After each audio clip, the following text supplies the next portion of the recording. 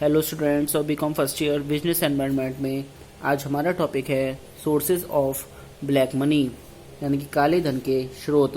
मुख्य कानूनी तथा गैर कानूनी स्रोत जहां काला धन जन्म लेता है निम्न हैं। नंबर फर्स्ट, वास्तविक जायदाद के लेन देन। नंबर सेकंड, तस्कर व्यापार, निर्माण व्यवसाय, बड़े पैमाने पर पुनर्निर्माण, फुटकर व्यापार, होटल रेस्टोरेंट, सरकार एवं इसका भ्रष्ट सार्वजनिक प्रशासन, ट्रस्ट तथा धार्मिक संस्थाएं, आयात एवं निर्यात, राजनीतिक दलों के चुनाव तथा चंदे, फिल्म उद्योग, ठेके पर कमीशन, लाइसेंसों तथा परमिटों की बिक्री तथा थोक व्यापार।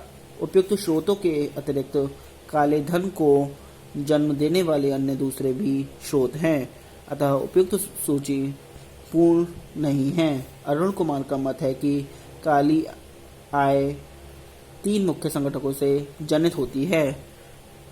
सार्वजनिक क्षेत्र द्वारा सार्वजनिक कृषि के भागों को निकालकर इसके योगदान का लगभग 4% काली आय के रूप में सकल देशीय उत्पाद को 1980 से 81 में और 6% 1995 से 96 में उपलब्ध कराया गया।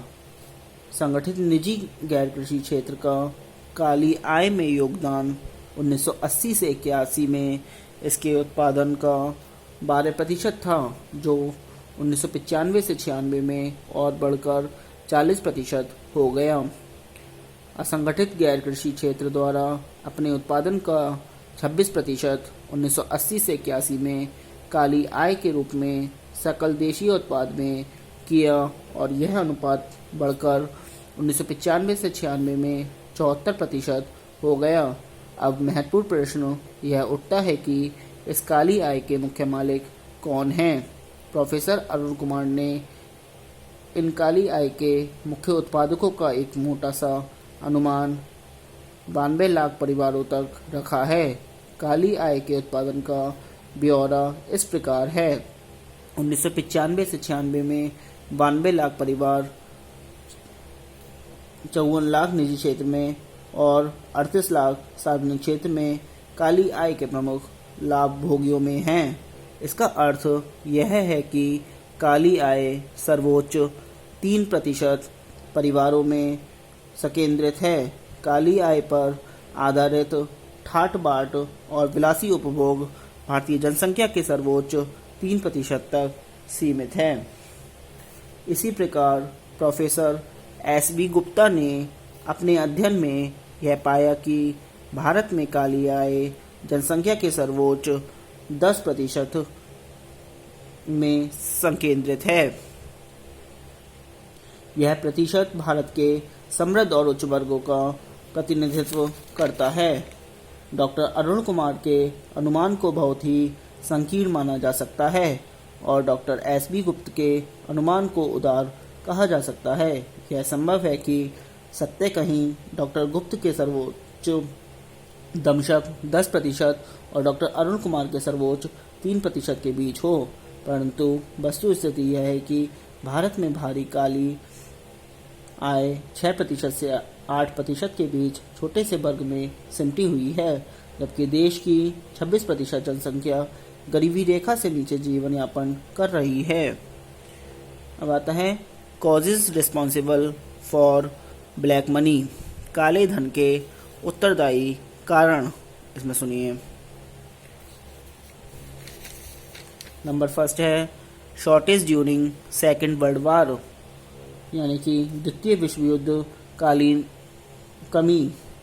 वस्तुतः काले धन का उदय द्वितीय विश्व युद्ध की अवधि में हुआ, जबकि पश्चिमी देशों से आने वाले औद्योगिक माल की पूर्ति बंद करने के कारण बहुत से उत्पादों की अत्यधिक कमी हो गई थी। फलतः भारतीय व्यापारियों ने चोर बाजारी के द्वारा बहुत लाभ कमाया। यही नहीं, जब युद्ध के व्यय को पूरा करने के लिए ब्रिटिश सरकार ने भारी कर रोपण किया तो उद्योगपतियों ने करों से बचने के लिए अपनी वास्तविक आय को कम दिखाना या गुप्त रखना शुरू कर दिया। ऐसी मनोवृत्ति ने ही काले धन की समस्या को जन्म दिया। Number 2, higher rates of taxes. करों की ऊंची दरें।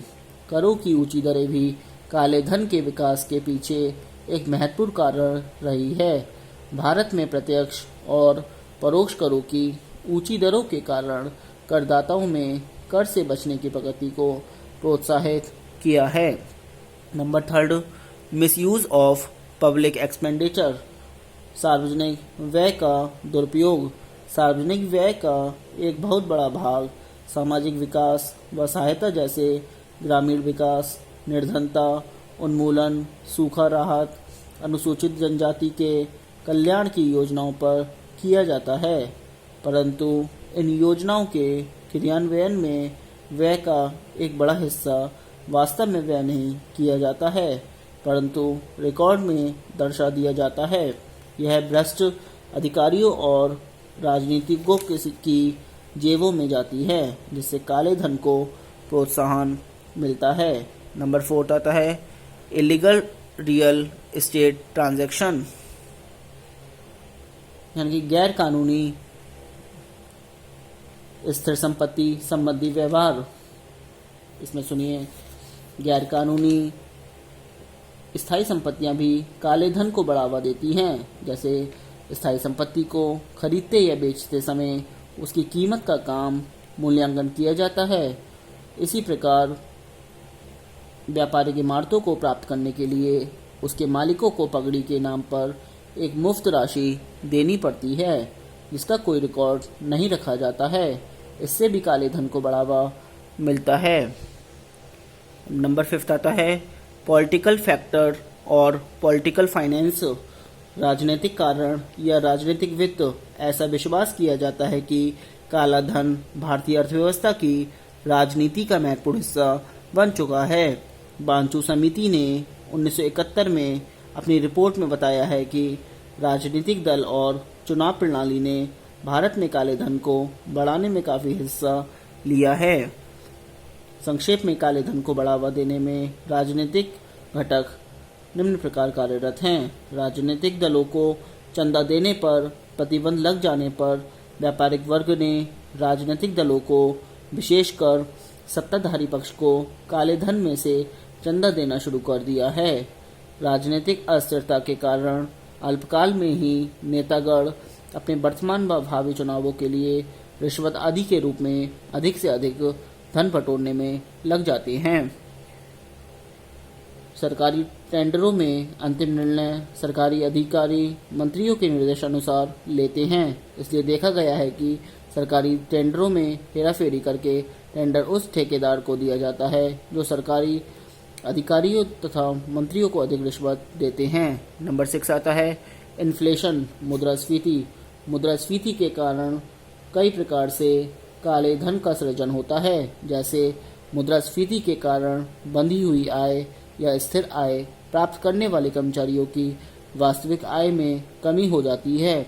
फलतः वे अपनी आय बढ़ाने के लिए अपनी सत्ता का दुरुपयोग करते हैं, अर्थात घूस आदि लेते हैं, जिससे काले धन का सृजन होता है। प्रगतिशील आय और संपत्ति कर प्रणाली में मुद्रास्फीति के कारण वास्तविक आय और वास्तविक संपत्ति पर कर भार बढ़ता है, जिससे कर वंचन को प्रोत्साहन मिलता है। नंबर 7 आता है वीक मेजर्स, निर्बल उपाय। व्यवहार में कर वंचन के विरुद्ध अपनाए गए उपाय कमजोर रहे हैं। उदाहरण के लिए स्थायी खाता संख्या प्रणाली को पूरी तरह से नहीं अपनाया गया है। पद्धति पूर्ण सर्वेक्षण के द्वारा करों की चोरी का पता नहीं लगाया जाता। आयकर विभाग में विगत 2 दशकों में प्रशासन के निचले स्तर पर भ्रष्टाचार नाटकीय रूप में बढ़ गया है। कर कानूनों को प्रभावशाली ढंग से लागू नहीं किया गया है। नंबर 8 आता है करप्शन, भ्रष्टाचार। भारत में राजनीतिज्ञों, नौकरशाहों, ठेकेदारों के बीच के गठजोड़ ने भ्रष्टाचार को एक संगठित तंत्र बना दिया है। विशेषज्ञों के एक आकलन के अनुसार भारत में भ्रष्टाचार एक उद्योग का स्वरूप ले चुका है, जिसका आकार $1 अरब काला धन से अधिक है। India corporation and bribery report के अनुसार भारत में रिश्वत लेने वालों में 14% के लगभग नौकरशाह 2.50 लाख रुपए से अधिक की रिश्वत की मांग करते हैं, जबकि 84% नौकरशाह 2.50 लाख रुपए तक की रिश्वत की मांग करते हैं। नंबर 9 आता है अदर कॉजेज, अन्य कारण। जवाहर रोजगार योजना तथा मनरेगा जैसे कार्यक्रमों में धनराशि सीधे ग्राम पंचायतों, क्षेत्र समितियों तथा जिला पंचायतों को आवंटित की जाती है। ग्राम प्रधानों, क्षेत्र पंचायतों तथा जिला पंचायतों के अध्यक्षों के लिए इन योजनाओं से अवैध कमाई करना इनके प्रति आकर्षण का एक प्रमुख कारण है। प्राइवेट व्यावसायिक शैक्षिक संस्थाओं जैसे मेडिकल, इंजीनियरिंग, मैनेजमेंट आदि से संबंधित संस्थाओं में बड़ी धनराशि लेकर प्रबंधक सीटों पर प्रवेश दिए जाते हैं। इतनी बड़ी राशि वही व्यक्ति दे सकता है जिसके पास काले धन की पर्याप्तता हो। इससे भी काले धन की समस्या को बढ़ावा मिला है। यद्यपि सर्वोच्च न्यायालय ने अब पेड सीट्स के आधार पर रोक लगा दी है। देश में काफ़ी व्यापक बेरोजगारी के कारण सरकारी क्षेत्र में महत्वपूर्ण पदों को प्राप्त करने के लिए रिश्वत देते हैं और बाद में नियुक्ति पर जाने पर वे अपने पद का दुरुपयोग करते हैं, जिससे रिश्वतखोरी और काले धन को बढ़ावा मिलता है। अब आता है इफेक्ट्स ऑफ ब्लैक मनी और पैरेलल इकोनॉमी, काले धन या समानांतर अर्थव्यवस्था के प्रभाव। इसमें सुनिए, बांसु समिति ने काले धन को अर्थव्यवस्था में लगे घुन का नाम दिया है, जिस पर यदि प्रतिबंध न लगाया गया तो यह अर्थव्यवस्था को विनाश की ओर ले जाएगा। प्रोफेसर गुन्नार भट्टल ने अपनी पुस्तक धारा के विरुद्ध में लिखा है कि काले धन की समानांतर अर्थव्यवस्था पनपती जा रही है। यह समस्त आयोजन को विकृत और राजनीतिक जीवन को विषाक्त कर देती है, क्योंकि राजनीतिक पार्टियों, जिन पार्टियों में कांग्रेस भी पीछे नहीं है, तथा यदा कदा विभिन्न राजनीतिकों को आसानी से उपलब्ध और छिपे साधनों में हिस्सा बांटने के लिए राजी कर लिया जाता है। आज के लिए इतना ही, बाकी हम कल बताएंगे नेक्स्ट वीडियो में। Thank you very much.